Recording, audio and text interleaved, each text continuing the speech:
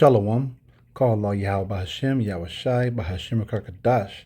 Double honors to the apostles, elders, and bishops of Great Millstone. Salutations to all my fellow laborers doing this work in truth and sincerity, risking their lives to do so. To the scattered, hopeful elect across the four corners of the earth, and those among the heathen nations that look like the heathen nations pursuant to Jeremiah 12:9, known as the speckled birds. This is not a black thing. I am disciple of Parium, a follower of Great Millstone, coming to you with a lesson in truth and sincerity. Now, this lesson is going to be going into delving into the word inauguration. All right, so basically going into that root word of augur, essentially a Forseer of Rome 2.0, and its demise. All right, so we know that the presidential election is coming up. We had these two clowns debating on stage, and it's funny because really, in the root of it, in the end of it, said they both said, "Oh, if you vote for me, you're gonna have World War III, or if you vote for him, you're gonna have World War III." In a sense, so really they're kind of going back and forth, which really leading to the same thing. So, with that said, I wanted to bring up the word inauguration. All right, we know this is ceremony, formally introducing or setting in motion anything of importance or dignity. Now, the interesting part is, so it comes from the Latin inaugurationum, consecration, presumably originally installed under good omens, noun or action from past participle, right? To take omens from the flight of birds, consecrate or install when omens are favorable. In augur, act of augur, predict. So they did these things via divination, all right? And the word auspices, or kind of the study of birds. So with that said, I wanted to read how there's a similarity between Rome 2.0, aka Babylon America, and ancient Rome. So we're going to come down here, and this article is staugustine.com. It is titled The Secret Lives of Words, Columns, Augury, Inauguration, and Caesar Augustus. Now, I'm not going to read all of this. I kind of wanted to go into the role of an augur and how it deals with divination. And, essentially, you go through an inauguration, it's the same thing, okay?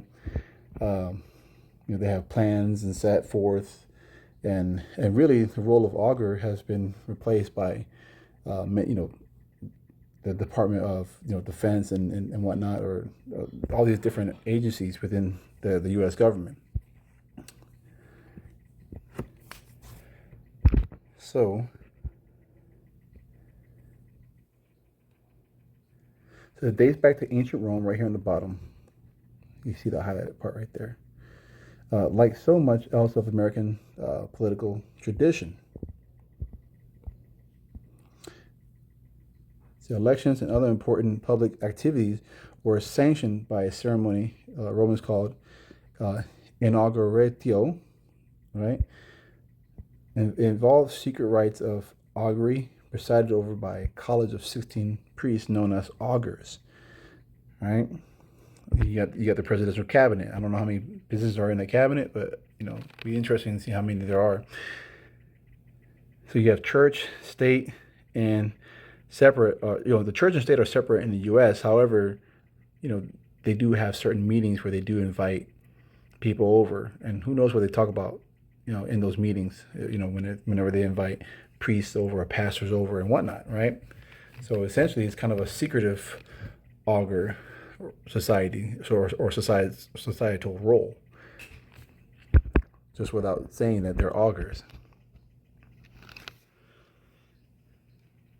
Let's see.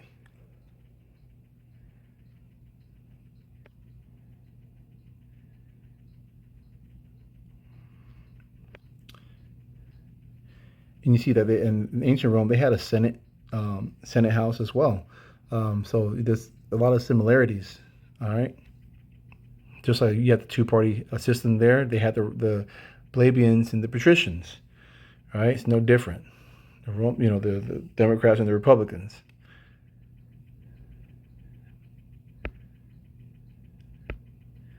But yeah, I don't want to go too much into this because it goes into Marcus Aurelius Cicero and all that. So I'm going to post this in the. I want to upload the video. You guys check it out there. So that word inaugur is installment under omens. To take omens from flight of birds. It's a sanction of the gods to something which had been decreed by man. Okay, it's like an inauguration. It's decreed by man. The word in or en or in hypothetical source of evidence for its existence, i.e., thus a beast system. All right, so the word augur is a priest of Rome. They had the study of events via divination, and in particular via signs of birds. The ceremony and function of the augur was essential to major understanding of Roman society, to include matters of war, commerce, religion. And so essentially, religion goes into that word to bind or hold fast. And government also is rule. Is the word govern means rule with authority. Mente is of the mind. Similarity there.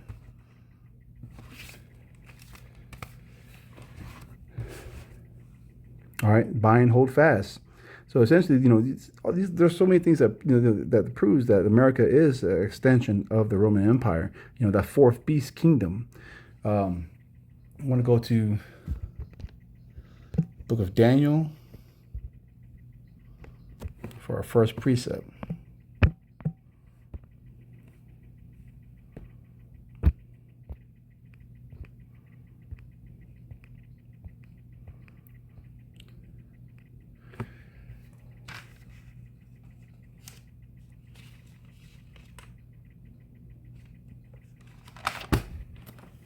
Liking.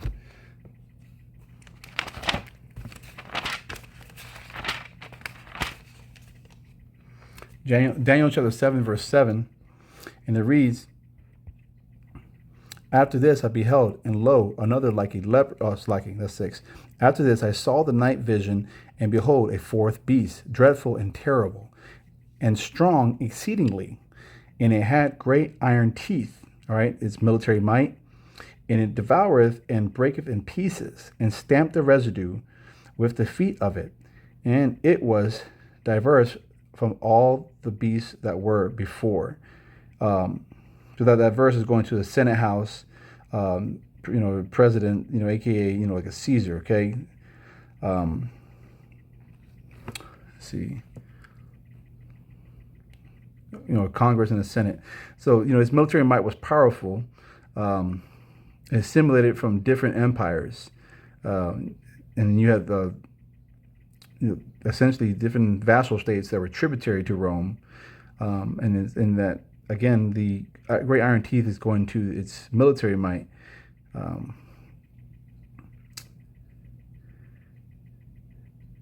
So it says in verse 8, and I consider the horns. And behold, there came among them another little horn, before whom there were 3 of the first horn plucked up by the roots. And behold, in this horn were eyes like the eyes of man, and a mouth speaking great things. All right. So America comes out of England, EU. You have Revelations 13. Let me get that real quick.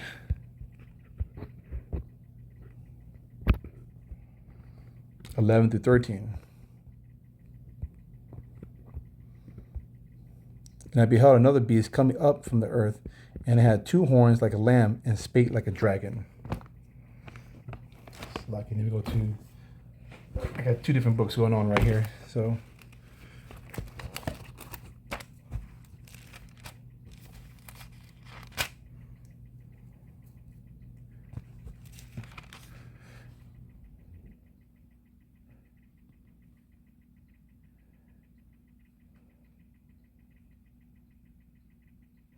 All right, so basically, let me get the first Maccabees, Salaki.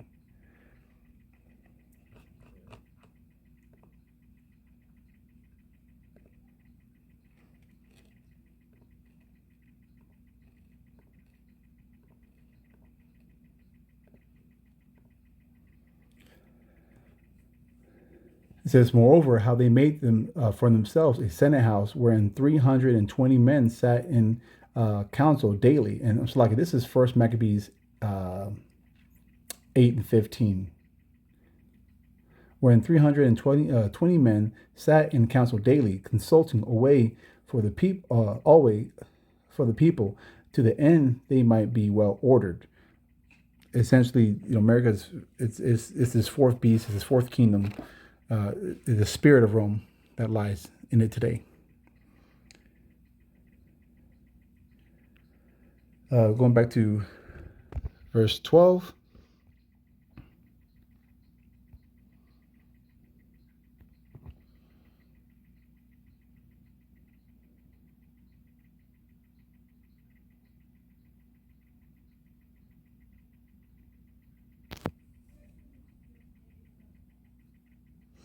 It says, and he exercises all the power of the first beast before him, and causes the earth and them which dwell therein to worship the first beast, whose deadly wound was healed. The Rome came back into power. Um,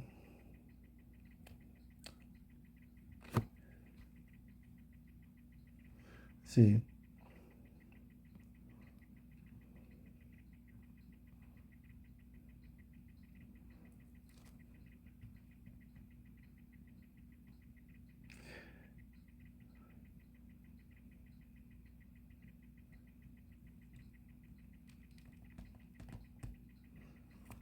verse 13, and he doeth great wonders, so that he maketh fire from down from heaven on the earth in the sight of men. So essentially, it's instances of death, and the things that they were created, the Lord allowed the smith to create the waster. Okay.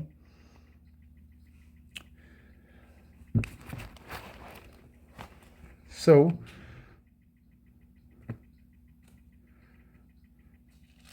let's go back to Daniel.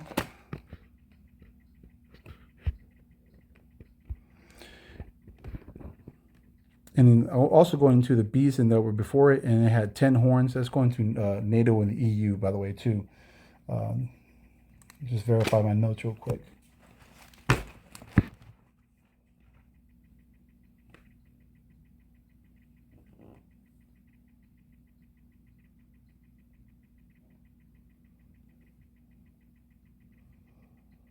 Yeah, Khan.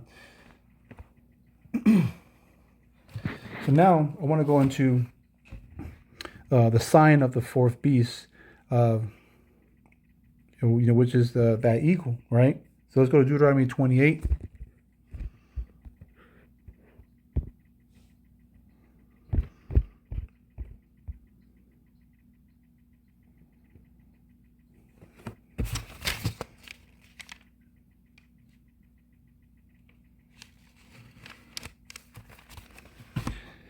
Verse 48 and 50 to 50.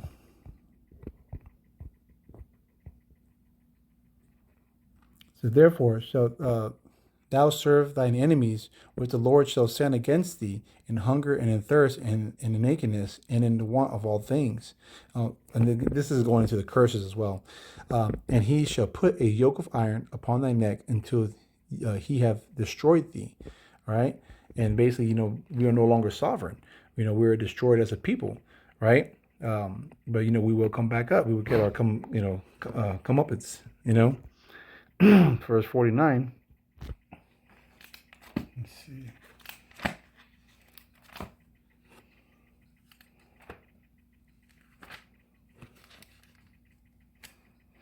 All right. The Lord shall bring a nation against thee from far, from the end of the earth, as swift as the eagle flieth, a nation whose tongue thou shalt not understand. All right. That eagle has gone through many iterations. Seeing it from the Mount Seir and Petra. You have the eagle right there. On up into different countries in Europe, and here into America. Let's see. In verse 50, a nation of fierce countenance, which shall not regard the person of old, nor show favor to the young. And that's, hey, that's what they've done during this whole movement of slavery. And again, all nations have gone into slavery, but nothing like the transatlantic slave trade that have occurred. You know, usually back then it was indentured servitude. You serve a certain time of what you owed, and then you were released. But hey, they've done the most. Okay. And then omen nomen, the word America, you go into the Latin, goes to amargo, which actually goes into bitterness. Okay, which also I think it's the same word from Spanish too, and it's a name that is an omen nomen, meaning uh, name of meaning, and so this is for their future, and that bitterness is going to go into you if you follow this place and you think that, your vote matters, regarding these augurs and its inauguration, you're sadly mistaken. All right, so let's go to Isaiah 36. I bring this out all the time. Verse 6. It says, Lo, thou trustest in the staff of this broken reed on Egypt, wherein if a man lean, it will go into his hand and pierce it. So is Pharaoh, king of Egypt, to all that trust in him. All right. And if you look over here, it says Pharaoh on the NLT, it says Pharaoh, the king of Egypt, is completely unreliable. Hey, man, you saw it right there in the debate. Okay. Again, you want to vote. You are in the land of your captivity. All right. Psalms 49 and 11.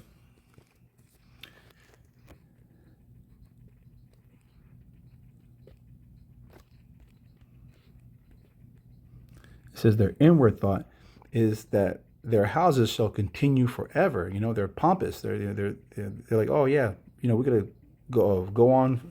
Whenever you go to see those inauguration speeches, yeah, America's great and this and that. They're gonna go on forever. Come on, man. It says right here, in their dwelling places, to all generations, they call their lands after their own names. Okay. So what makes America so special? Uh, you know, let's go to Daniel chapter 4, verse 17. It says, This matter by the decree of the watchers. All right, the messengers. Who's those messengers? All right, we are the watchmen. All right, the messengers goes into the word angels too. All right, and the demand by the word of the holy ones, to the intent that the living may know that the Most High ruleth in the kingdom of men, and giveth it to whomever he will, and setteth up over it the bases of men. All right, the lowliest of people. And all Edom is the basis of men. I'm interested to see what that word basis means.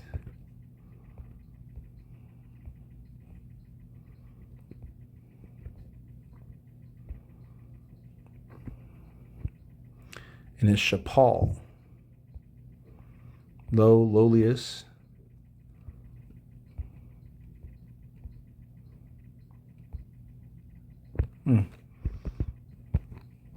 That's really about it. Not a whole bunch into that. All right. I want to go to the book of Job, chapter 14,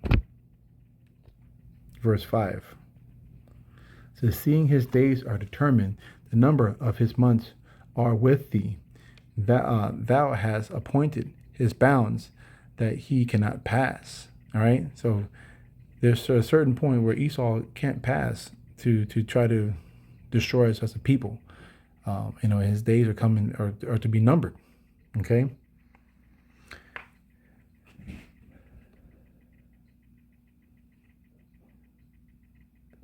And it's just like the Lord could put anybody in charge of of what He wants to fulfill His role, right? And it kind of reminds me of that story of I think it was Balaam.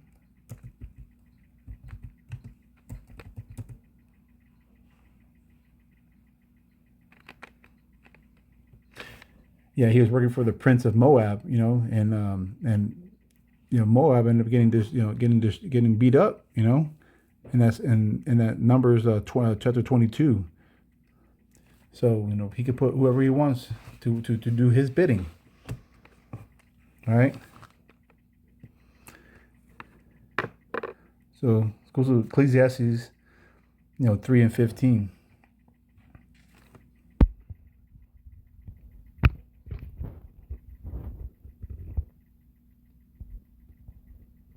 So that which has been is now, and that which is to be hath already been. And Yahweh requireth that which is past. And what he's going to require is, he's, Esau, Edom, and these other heathen nations have, hurt the apple of the Most High's eye. And they're going to have to, establish his kingdom for that 1,000-year period. And it's going to be done in righteousness, and the other nations will, they'll be able to have their own land and sovereign, but they're going to have to learn the law, statutes, and commandments, right? And be under subjection under the law, statutes, and commandments. And if not, the Lord even says that, hey, he's going to hold back the rains from those lands. So, eventually, Lord willing, we can have rulership in the kingdom of heaven alongside Yahweh Shai, all right, on the throne of David. So again, this lesson is just kind of going into the history of an augur and inauguration and how it's really divination. But with that, I pray this lesson was edifying. Kwame Yashrala, Shalom.